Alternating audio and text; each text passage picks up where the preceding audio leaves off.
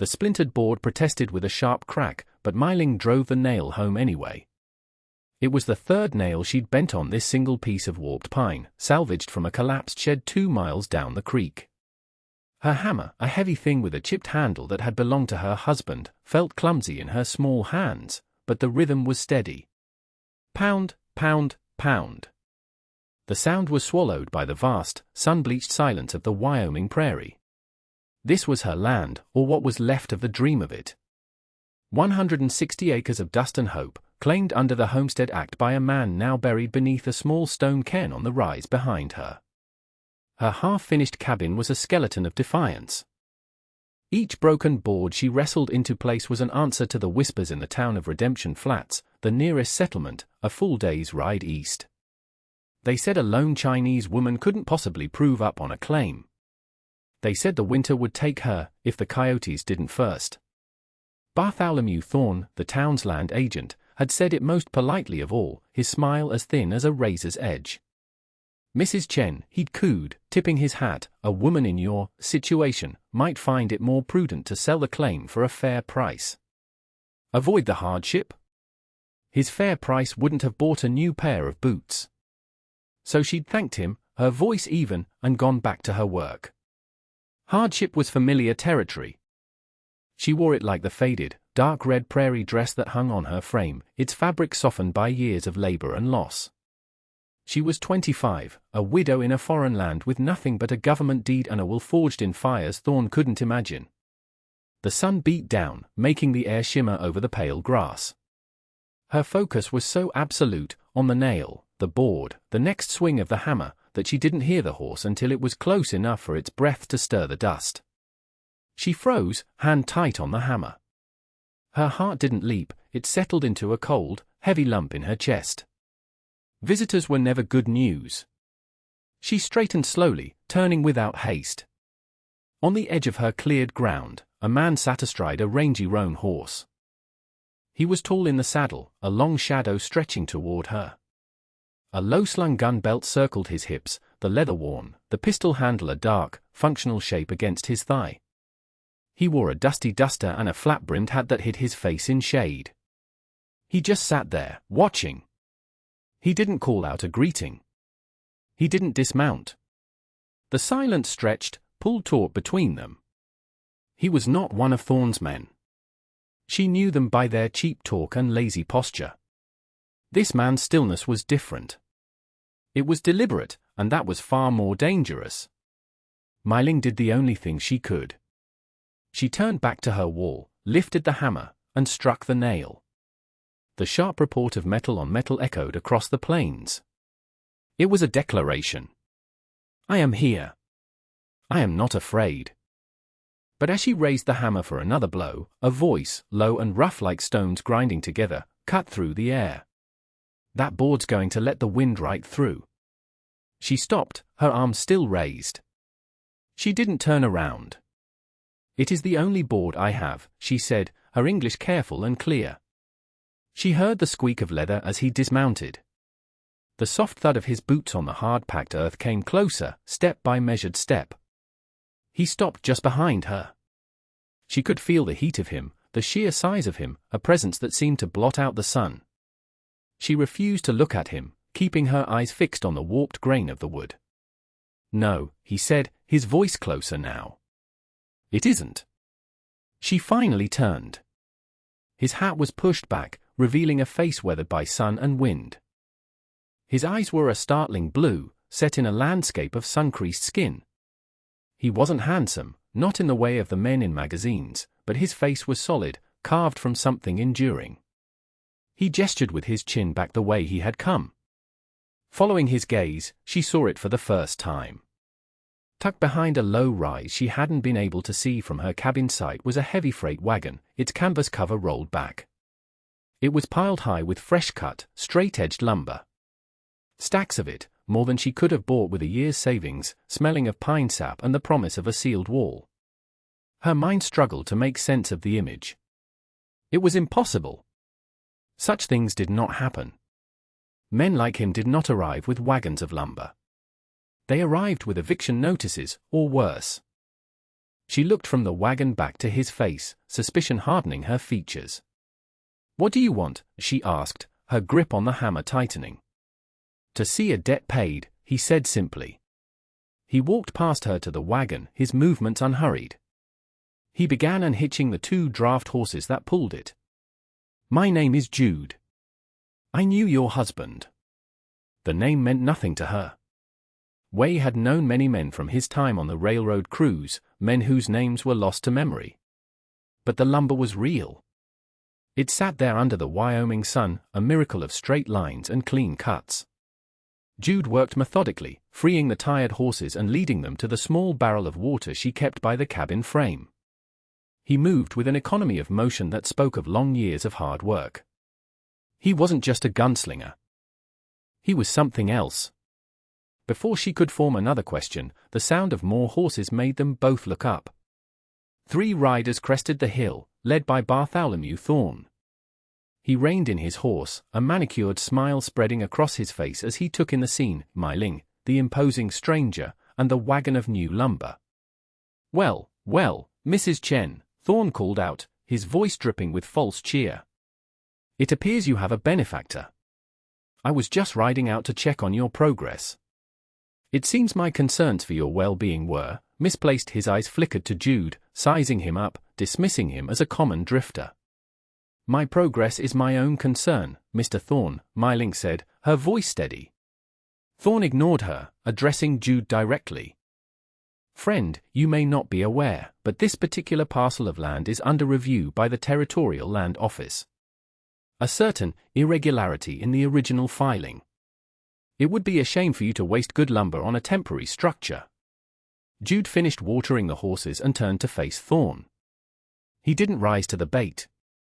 He simply stood there, his hands loose at his sides, his presence a quiet challenge. "The lumber is for Mrs. Chen's homestead," Jude said. "The claim is valid." Thorne chuckled, a dry, unpleasant sound. "A man of the law, are you? A surveyor, perhaps?" "No, I think not." He leaned forward in his saddle. "This claim will be rescinded within the month. The Union Pacific needs a clear right-of-way, and this plot falls directly in its path. You are trespassing on railroad land." It was a lie, and they all knew it. The railroad survey was miles south. Thorne wanted the water rights from the creek that ran through the back quarter of her property. It was the only reliable water source for 10 miles in any direction. "The survey maps I've seen show the railroad corridor well south of here," Jude stated, his voice flat. Thorne's smile tightened. He was not used to being contradicted. Maps can be revised. Filings can be corrected. "You are a stranger here. You don't understand how things work in Redemption Flats." He straightened, gathering his reins. "I am giving you both fair warning. Pack up this lumber and vacate the claim. I will not be so neighborly next time." He and his men turned their horses, ready to ride off, confident in his victory. He had the law, the money, and the town in his pocket. He believed he had already won. But Jude took a step forward. "Mr. Thorne," he said. The land agent paused, turning slightly. Jude reached into his duster and pulled out a folded piece of paper. It wasn't a gun. It was a freight receipt from the railhead in Cheyenne. "This lumber was purchased and consigned to the homestead plot registered to Wei Chen," Jude said, his voice carrying clearly in the still air. "It's legally delivered property. Moving it would be theft. And the U.S. Marshal in Cheyenne takes a dim view of interfering with homestead claims. Especially when it involves theft of materials." Thorne stared at the paper in Jude's hand. His face, for the first time, lost its smug certainty. It was a small thing, a piece of paper, but it was a formal, legal document. It tied Jude's presence and the lumber directly to the established claim. It meant this wasn't just a drifter helping a widow, it was a documented transaction. It implied Jude was prepared for a legal fight, not a physical one.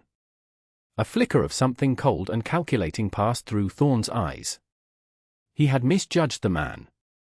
"This changes nothing," he said, his voice losing its oily charm and taking on a hard edge.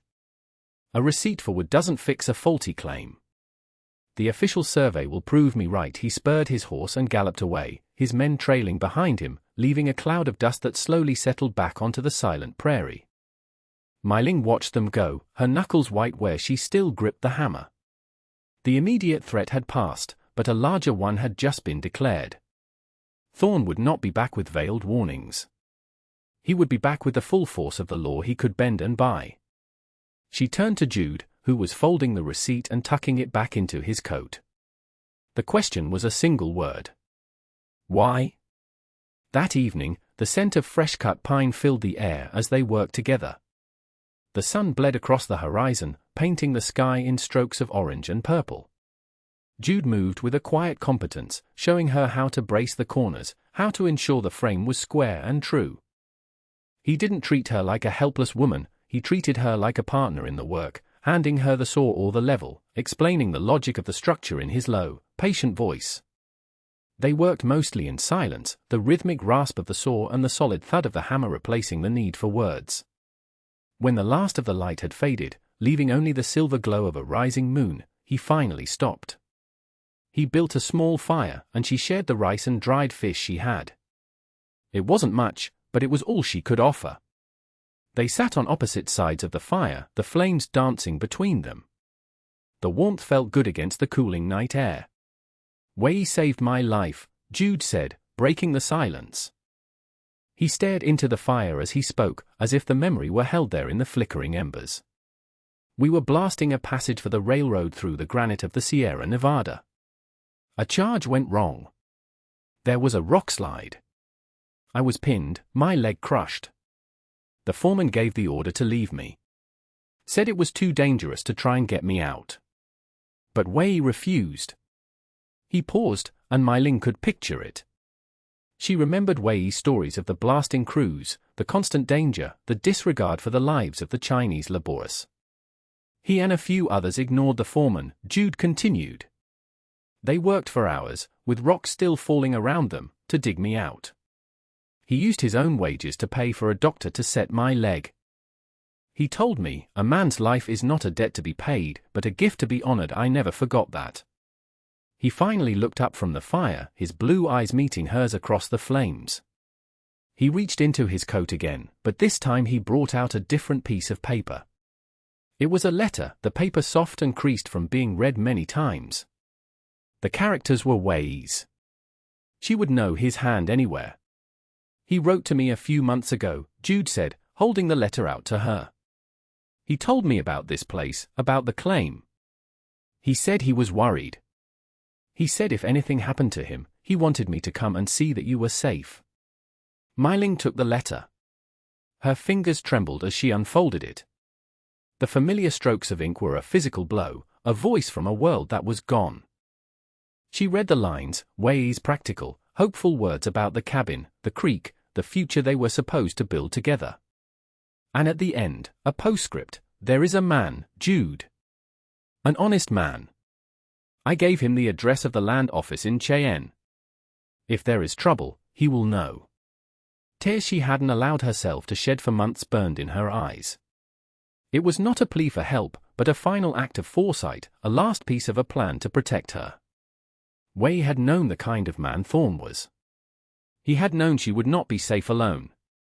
He never told me," she whispered, her voice thick. "That was his way," Jude said quietly. He didn't like to speak of troubles until they were at the door. The letter was the missing piece. It explained the lumber, Jude's arrival, his calm defiance of Thorn.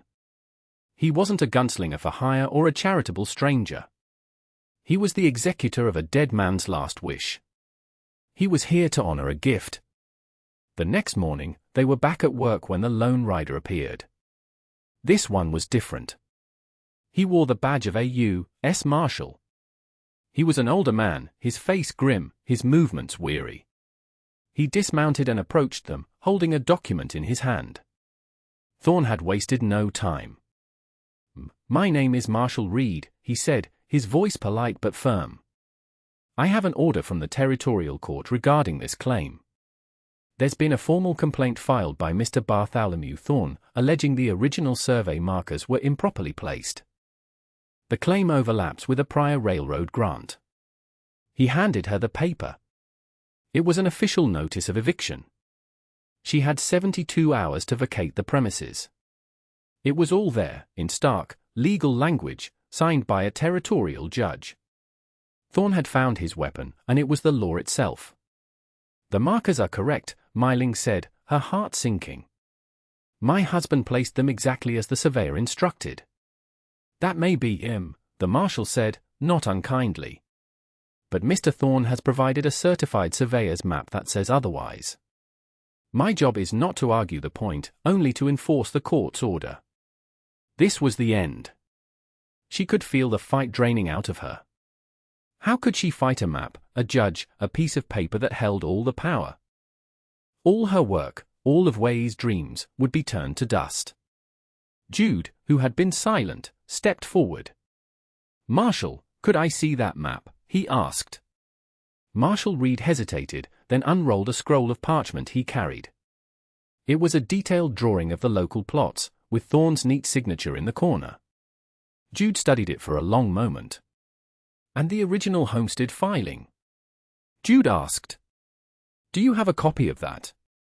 The marshal, intrigued by the quiet authority in Jude's voice, produced another document. Jude laid it beside the map. He traced the lines with his finger, his brow furrowed in concentration. Myling watched him, a fragile spark of hope igniting within her. He wasn't looking for a fight, he was looking for a flaw. "Marshal," Jude said, his voice low and even. "According to this original filing, the northwest corner of the Chen claim is marked by a lightning-scarred cottonwood tree. It's noted right here by the original federal surveyor." He tapped a sentence in the dense script. "Mr. Thorne's map omits that landmark. His survey line is drawn 100 yards east of it, which conveniently shifts this entire parcel onto the railroad grant land." Marshal Reed leaned closer, his eyes narrowing as he compared the two documents. "A clerical error, perhaps." "Perhaps," Jude agreed. "Or perhaps the tree is still there. Wei mentioned it in his letter to me. He said it was the reason he chose this spot. The tree was a marker that no one could move or dispute."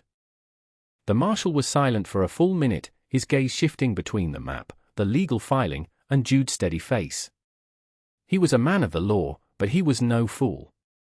He had seen enough land grabs and fraudulent claims to recognize the smell of one. Thorne's map was too neat, too perfect.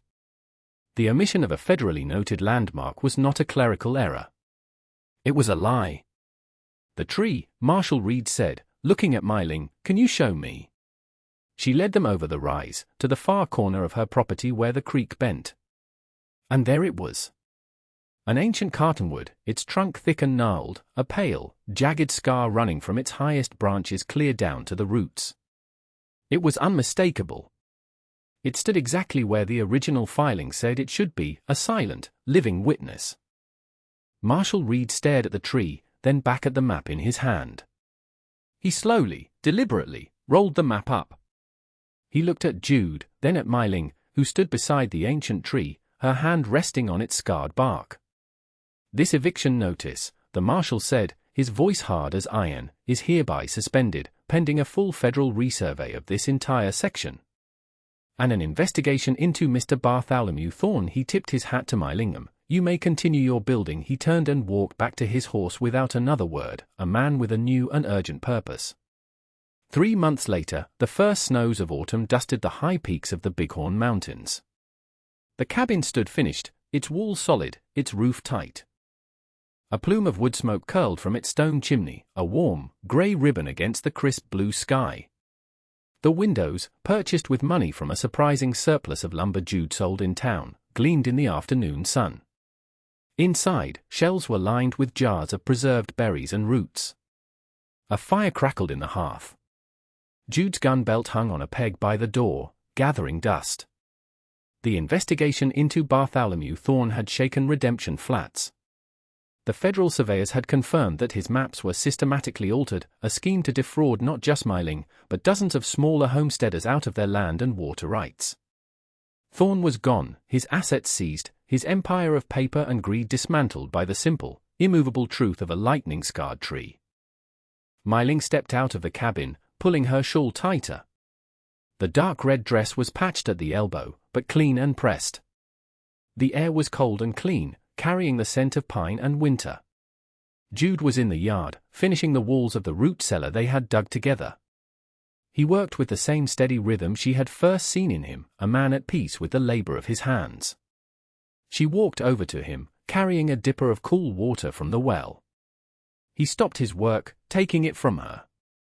His calloused fingers brushed against hers, a brief, warm touch that sent a pleasant shiver through her. "Thank you," he said, his voice softer than it used to be. "The cellar will be finished by noon," she observed, looking at the sturdy stone walls. "It will," he agreed. "It'll keep you through the winter." He said you, but they both knew he meant us. He had never spoken of leaving. He had simply stayed, his presence as solid and reliable as the cabin walls. They had built more than a shelter, they had built a partnership, a quiet understanding that needed few words. Love, she was learning, was not a sudden storm of feeling. It was the slow, steady work of laying one stone upon another, of building something that would last. He finished the water and handed the dipper back to her. Their eyes met, and in his gaze, she saw not a gunslinger or a drifter, but a man who had come to honor a debt and had found a home instead. A home built not just from lumber and stone, but from a promise kept, a shared struggle, and the quiet courage to start anew. The past was a cairn of stones on a hill, a place to be respected, but the future was here, solid and real, in the house they had built and the life that was waiting within its walls. And that brings us to the end of this one. If you stayed with me all the way through, thank you. Stories like this one only get told because folks like you sit down and listen. If you liked what you heard, go ahead and hit that like button. And if you want more stories from the old frontier, subscribe so you don't miss the next one. Until then, take care of yourself, and thanks again for being here.